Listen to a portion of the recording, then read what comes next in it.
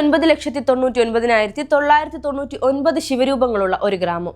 കാലെടുത്ത് കുത്തുന്നതെല്ലാം ശിവരൂപമുള്ള കല്ലുകളിൽ.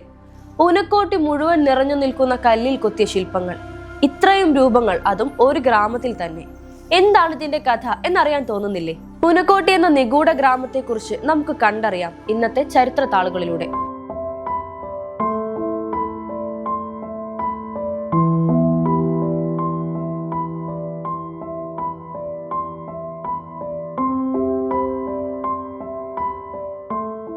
വടക്കുകിഴക്കൻ സംസ്ഥാനമായ ത്രിപുരയിലെ ഉനക്കോട്ടി ജില്ലയിലെ കൈലാഷഹർ സബ് ഡിവിഷനിലാണ് ഉനക്കോട്ടി സ്ഥിതി ചെയ്യുന്നത്.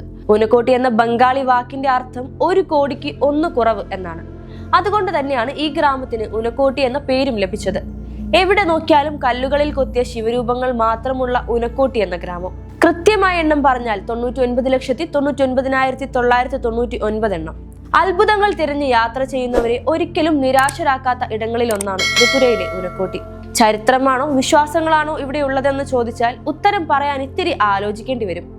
കല്ലിൽ കൊത്തിയതും കല്ലിൽ തീർത്തതുമായ 2 തരത്തിലുള്ള രൂപങ്ങളാണ് ഇവിടെയുള്ളത്. ശരിക്കും പറഞ്ഞാൽ 7-ാം നൂറ്റാണ്ടിനും 9-ാം നൂറ്റാണ്ടിനും ഇടയിൽ രൂപപ്പെട്ട ഒരു ശൈവ തീർത്ഥാടന കേന്ദ്രമായാണ് ഉനക്കോട്ടി അറിയപ്പെടുന്നത്. വിനോദസഞ്ചാരികളും തീർത്ഥാടകരും അധികം എത്തിച്ചേരാത്ത സ്ഥലമാണിത്. ഇവിടുത്തെ പ്രധാന ആകർഷണം വലിയ പാറകളിൽ കൊത്തിയ ശില്പങ്ങളാണ്.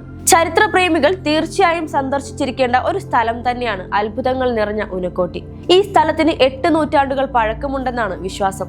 ധാരാളം ഐതിഹ്യങ്ങളും കഥകളും ഹിന്ദു വിശ്വാസവുമായി ബന്ധപ്പെട്ട് ഉനക്കോടിയിൽ നിലനിൽക്കുന്നുണ്ട്. ത്രിപുരയിലെ വനങ്ങളിൽ ഒതുങ്ങിക്കിടക്കുന്ന ഈ ഗ്രാമം അടിസ്ഥാനപരമായി ശിവന് സമർപ്പിച്ചിരിക്കുന്ന തീർത്ഥാടന കേന്ദ്രമാണ്. അഗർത്തലയിൽ നിന്ന് 178 കിലോമീറ്റർ അകലെ സ്ഥിതി ചെയ്യുന്ന പൈതൃക സ്ഥലമായ ഇവിടെ ഭീമാകാരമായ കല്ലിൽ കൊത്തിയ ശില്പങ്ങൾ കാണാം. ഇവിടെ നിന്ന് നിരവധി ഹൈന്ദവ ദൈവങ്ങളുടെ ശില്പങ്ങളും കണ്ടെത്തിയിട്ടുണ്ട്. ഉനകോടീശ്വര കാലഭൈരവ് എന്ന് വിളിക്കപ്പെടുന്ന ശിവന്റെ 30 അടി നീളമുള്ള കൊത്തുപണിയാണ് അതിൽ ഏറ്റവും വലുത്.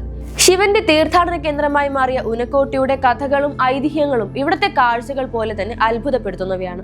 പ്രപഞ്ചത്തിലെ എല്ലാ പ്രഭാവങ്ങൾക്കും പിന്നിൽ എപ്പോഴും ഒരു കാരണമുള്ളതുപോലെ ഉനക്കോട്ടിയുടെ ശില്പങ്ങളുടെ സാന്നിധ്യവുമായി ബന്ധപ്പെട്ട് നിരവധി ഐതിഹ്യങ്ങളും നിലനിൽക്കുന്നുണ്ട്. അതിലൊന്നിതാണ്, ഒരിക്കൽ ശിവൻ ഉൾപ്പെടെ 1 കോടി ദേവന്മാരോടും ദേവതകളോടുമൊപ്പം കാശിക്ക് പോവുകയായിരുന്നു. വഴിമധ്യേ ഈ സ്ഥലത്ത് അവർ വിശ്രമിക്കാനിരുന്നു. സൂര്യാസ്തമയത്തിന് മുൻപേ എഴുന്നേറ്റ് കാശിയിലേക്കുള്ള യാത്ര തുടരണമെന്ന ധാരണയിലായിരുന്നു അവരുടെ വിശ്രമം. എന്നാൽ രാവിലെ എഴുന്നേറ്റ് ശിവൻ കണ്ടത് ഉറങ്ങിക്കിടക്കുന്ന മറ്റുള്ളവരെയാണ്. കോപം പൂണ്ട ശിവൻ അവർ കല്ലായി പോകട്ടെ എന്ന് ശപിച്ചു. അങ്ങനെ ശിവൻ ഒഴികെ ബാക്കിയുള്ള 99,99,999 പേരും കല്ലായി മാറിയെന്നാണ് വിശ്വാസം. ഉനകോട്ടിയെ കുറിച്ചുള്ള മറ്റൊരു ഐതിഹ്യം, കല്ലു എന്നു പേരായ കൊല്ലപ്പണിക്കാരന് ഒരിക്കൽ ശിവനോടും പാർവതിയോടും ഒപ്പം കൈലാസത്തിൽ താമസിക്കണമെന്ന് ആഗ്രഹം തോന്നി. ഇത് ശിവനെ അറിയിച്ചപ്പോൾ അദ്ദേഹം ഒരു പന്തയത്തിൽ ജയിക്കുകയാണെങ്കിൽ ആഗ്രഹം സാധിച്ചു തരാമെന്ന് പറഞ്ഞു. ഒറ്റ രാത്രി കൊണ്ട് ശിവന്റെ 1 കോടി രൂപങ്ങൾ നിർമ്മിക്കണമെന്നായിരുന്നു പന്തയം. പന്തയം ഏറ്റെടുത്ത് കല്ലു പണി തുടങ്ങി. രാവിലെ എണ്ണി നോക്കിയപ്പോൾ 99,99,999 രൂപങ്ങൾ മാത്രമേ ഉണ്ടായിരുന്നുള്ളൂ.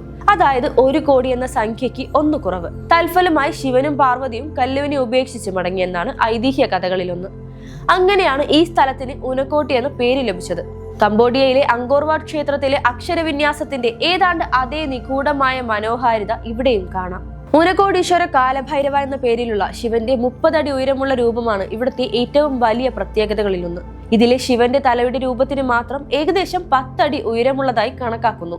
ദുർഗാദേവിയുടെ രൂപങ്ങളും നന്ദികാളയുടെ 3 വലിയ ശില്പങ്ങൾ ഭൂമിയിൽ പകുതി കുഴിച്ചിട്ടതുപോലുള്ള ഘടനയും ഇവിടെ കാണാനാകും. ഉനക്കോട്ടിയിൽ നടക്കുന്ന ഏറ്റവും പ്രധാനപ്പെട്ട മേളയാണ് അശോകാഷ്ടമി മേള എന്ന പേരിൽ അറിയപ്പെടുന്നത്. ഏപ്രിൽ മാസത്തിൽ നടക്കുന്ന ഈ ആഘോഷത്തിൽ പങ്കെടുക്കാൻ ആയിരക്കണക്കിന് തീർത്ഥാടകരാണ് എത്തുന്നത്. ഉനക്കോട്ടി മേള എന്നും ഇത് അറിയപ്പെടുന്നുണ്ട്. ചില ചരിത്രകാരന്മാരുടെ കണ്ടെത്തലുകൾ അനുസരിച്ച് 8-ാം നൂറ്റാണ്ട് മുതൽ 12-ാം നൂറ്റാണ്ട് വരെയുള്ള സമയത്തെ ശൈവതീർത്ഥമായിരുന്നു ഉനക്കോട്ടി എന്നതാണ്. കുറച്ചുപേർ ഇതൊരു ബുദ്ധസന്യാസിമാരുടെ കേന്ദ്രമായിരുന്നു എന്നും പറയുന്നുണ്ട്. ഇവിടുത്തെ കല്ലിൽ കൊത്തിയ രൂപങ്ങളുടെ കണ്ണുകളും പല്ലുകളും ശിരോഭൂഷണങ്ങളും കണ്ടാൽ ആസ്ടെക് സംസ്കാരവുമായി ചെറിയ സാമ്യം തോന്നും.